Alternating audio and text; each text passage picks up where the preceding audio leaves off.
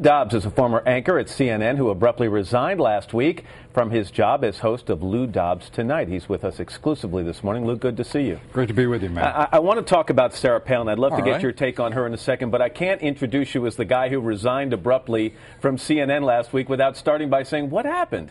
Well, CNN decided to go one way, and ultimately it became clear to both CNN management and myself that we were going to go separate directions. And the primary issue was over the way in which I wanted to anchor a broadcast and host a broadcast, and the way in which they wanted to go. The way it's been reported is that CNN got tired of your opinions. Mm-hmm. And I'm curious, do you think CNN got tired of opinions in general? In other words, did they want to stay in the middle of the road, or did they get tired of your specific opinions? Too conservative.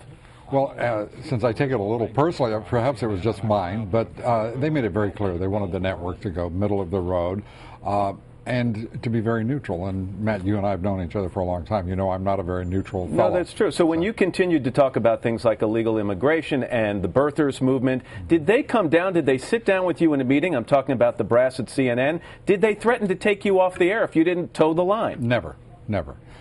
In my just about 27 years with CNN, and I'm very fortunate to have been one of the folks who helped build the place, no one ever tried to interfere with my editorial judgment, for which I'm very grateful. But when you start moving to the issue of whether or not I was going to be able to do analysis, to be able to express my opinion, which is something that, frankly, my audience has not only given me permission to do, but they want you. They seem to want you to do it. And exactly. You went on in an interview last night, and you seemed to lead people to believe that when you were speaking out against President Bush and his immigration policies, you got much less kickback from CNN than when you started to speak out about the policies of Barack Obama. So was this an issue that CNN wants to appear neutral but maintain a more liberal stance? I think that's a question left to others. What do you think, though?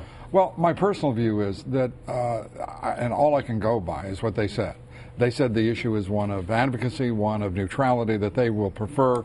But we had this conversation now, and as it were, and not back then. You've had some critics over the last year or two, a couple of years. It's not so. I'll tell you it is true. And some of them are cheering your exit as a victory. Right. Roberto Lovato of Presente.org, it's a Hispanic group, said, quote, "We're thrilled that Dobbs no longer has the legitimate platform from which to incite fear and hate." What's your reaction to that? Well, first, if by saying that I believe illegal immigrants are the only rational actors in this nation's illegal immigration crisis, then forgive me. If saying that people should be absolutely honoring our borders and our ports as a sovereign nation, then forgive me.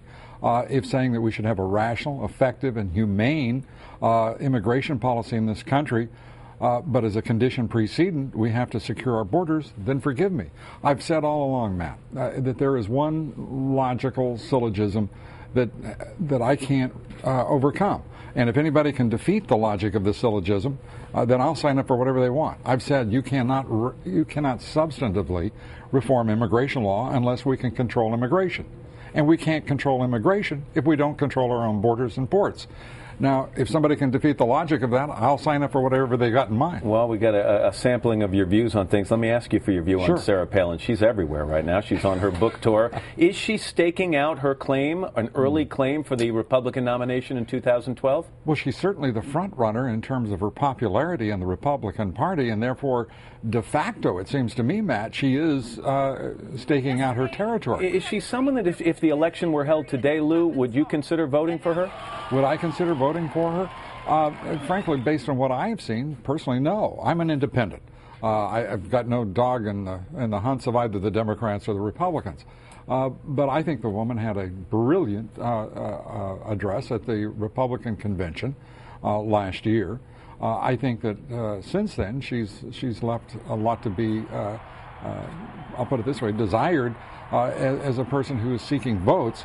But that may be what this is about, campaigning for those votes like mine that certainly are not persuaded at this point. You haven't been specific about your future plans. Safe to say, though, you're not going to shy away from the public forum and continue to express your views on issues? Absolutely safe, Matt. I'm going to, no matter whether, I'm very blessed with a lot of opportunities, no matter what it will be in the public arena, I guarantee you. We'll hear from Lou Dobbs. Lou, thanks for spending time with us Great this to be morning. with you, Matt. Thank you. Appreciate it.